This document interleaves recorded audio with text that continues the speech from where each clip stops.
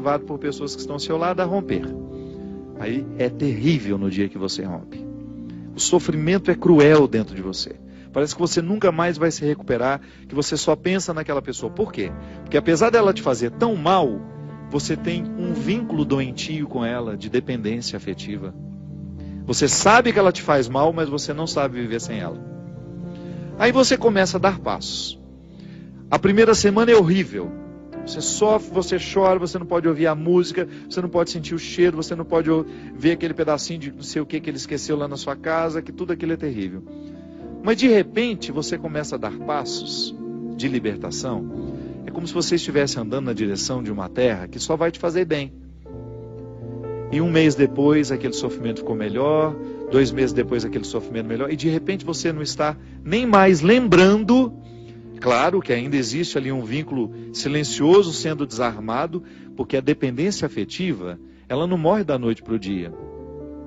A gente precisa, é como se você fosse sufocando uma célula cancerosa com o processo da quimioterapia, sabe?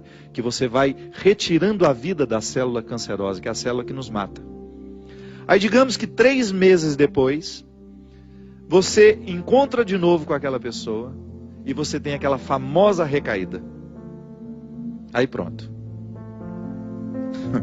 O castelo que você estava construindo, o chão que você tinha andado, que tinha sido tão difícil, você joga fora e você volta para o Egito, você volta para a escravidão. Você faz o mesmo que os companheiros de Moisés queriam fazer, voltar a comer a cebola, voltar a comer o alimento podre, estragado. Aí você reata aquele relacionamento, porque ele é doentio e você não cuidou da devida distância que você deveria manter. Porque quando você tem essa dependência afetiva, você tem que estabelecer a distância, porque senão você não se cura. Você tem que parar de querer saber da vida daquela pessoa, porque senão você não se cura. Você precisa parar de ficar fuçando o Facebook dela, porque senão você não se cura. Você precisa parar de ficar investigando a vida. Onde que ela foi? O que ela estava? Você tem que cessar todos os pontos que podem lhe fazer querer voltar para o Egito. Porque senão você nunca vai se libertar. Aí 3 meses depois você está bela e formosa já, matando a célula cancerígena, você vai dar mais uns beijos na boca, volta àquela dependência horrorosa e o inferno retorna na sua vida. Na sua primeira semana é até bom que está tudo voltando. Daqui a pouco, minha filha, você está no inferno pior do que você estava 3 meses atrás. É assim. Quando a gente não sabe viver o desconforto que nos edifica, a gente se boicota o tempo todo. É como parar de beber, é como parar de fumar. Você fica sem fumar 1 ano e você comemora porque você parou de jogar aquela toxina cancerígena no seu organismo e de repente você vai lá e acende um cigarro de bobeira e aquele vício volta como se fosse um monstro capaz de te comer inteiro. Pronto. Todo aquele sacrifício que você fez dos primeiros dias sem fumar vão para o saco. Por quê? Todo aquele sacrifício vai para o saco. Por quê? Porque você não foi capaz de viver o desconforto de renunciar. Minha gente, é impressionante como essa mão de Deus nos auxilia assim, nos fazendo conscientes do que nós precisamos romper na nossa vida. São situações que a gente precisa estabelecer limites para elas, porque senão a gente não vai ser curado nunca. A gente vai ficar eternamente doente na fila dos necessitados, chorando e mendigando um pãozinho de bondade do outro, um pãozinho de afeto do outro. Pelo amor de Deus, nós não fomos feitos para isso. Nós não fomos feitos para ficar arrastando dependentes afetivamente dos outros. A gente foi feito para amar. E o amor só tem sentido na nossa vida se for para nos edificar, se for para nos ajudar a atravessar o desconforto do deserto. Caso contrário, ele não faz sentido. Esse pseudo-amor, esse falso amor que às vezes a gente diz sentir um pelo outro, que não nos ajuda nos desconfortos do deserto. Eu preciso viver os meus desertos, você precisa viver os seus. E os verdadeiros amigos são aqueles que reconhecem os desertos que o outro precisa passar e fala: isso mesmo.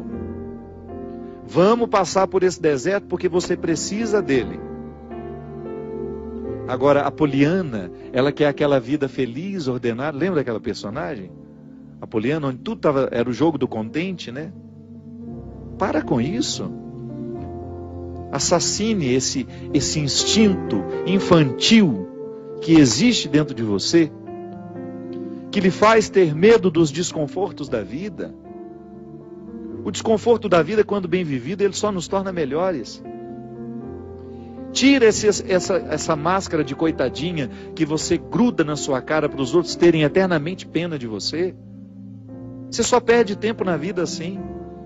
Que bobagem! Deus nos segura na nossa mão, é para a gente ter condições de atravessar esse deserto. Não é para ficar recaindo eternamente e voltar a comer as cebolas do Egito, porque a gente teve dó de nós, porque a gente teve dó do outro, não. A caminhada é para frente que se vai. E chega um momento, quando Moisés chega diante de Deus e fala: agora você resolve essa situação, porque eu não sei mais o que fazer. Já construíram um bezerro de ouro no meio do caminho, já arrumaram confusão, já estão adorando até outras situações, então nem lembrando que o Senhor existe. Eles só não voltam porque está longe demais, mas retornam de outra maneira, não retornam na geografia, sabe? Eles não voltam geograficamente porque estava longe já do Egito. Eles morreriam no meio do caminho. Mas não voltavam geograficamente, mas voltavam afetivamente. Porque às vezes a gente já ultrapassou o território da nossa escravidão físico. Eu já saí da cadeia, mas a cadeia não saiu de mim. É assim que funciona. Eu já dei os passos na direção da minha liberdade, mas eu não fiz a conquista da minha liberdade. Eu não decretei a conquista da minha liberdade. Então eu fico afetivamente preso ao meu passado, lamentando as cebolas do Egito, lamentando o namoro que terminou, a situação que foi terminada, a amizade que foi traída. Então, quando Moisés está diante do Mar Vermelho, e ele fica apavorado, porque agora eles não tinham mais para onde ir, ou atravessavam o mar, ou voltavam para o Egito, e o exército do faraó já estava chegando para capturá-los. O que ele faz? Ele tem uma reunião particular com o Senhor, né? Uma audiência particular de urgência. Liga lá para o secretário de Deus e fala: pelo amor de Deus, você pede para ele me atender hoje, que eu não posso mais ficar sem essa resposta. O exército do faraó está chegando. E aí ele acha que Deus iria dar uma resposta fácil para ele, né? Ia dar uma solução rápida. Não. O que Deus fala? Lembra, Gino? Lembra? Corre, né? Entra nessa água. Olha que frase forte. Diga ao povo que caminhe. Eu não vou fazer por vocês o que só vocês podem fazer. Eu vou dar todas as graças para que o milagre aconteça. Eu vou fortalecer a coragem de vocês, mas se não colocar o pé na água, se não desafiar este mar, ele não se abre. E foi o que o povo fez. Moisés à frente, certamente, cheio de medo também, né? Ai, meu Pai de misericórdia, o que vai acontecer agora? Quando ele começou a entrar, a colocar os pés na água, Deus faz a sua parte. Minha gente, a nós nem importa se isso aconteceu dessa maneira mesmo. A nós interessa é o fato de que Deus faz diariamente isso na nossa vida. Sempre que eu me encorajo a vencer os mares que me desafiam, eu estou exercendo o cuidado de Deus na minha vida. Sempre que eu me encorajo a colocar o pé no mar que me ameaça, eu estou cumprindo a parte da promessa de que Ele estará sempre ao meu lado. Você faz a mesma coisa. Sempre que você desafia os seus mares, sempre que você enfrenta os seus desconfortos, quando você não tem medo do desconforto que lhe chega, quando você olha para ele de frente, você fala: e agora? O que é que nós vamos fazer a partir desse momento? O que você me traz de bom? O que você está me desafiando? Eu vou aqui recrutar as minhas melhores partes, porque só isso me interessa.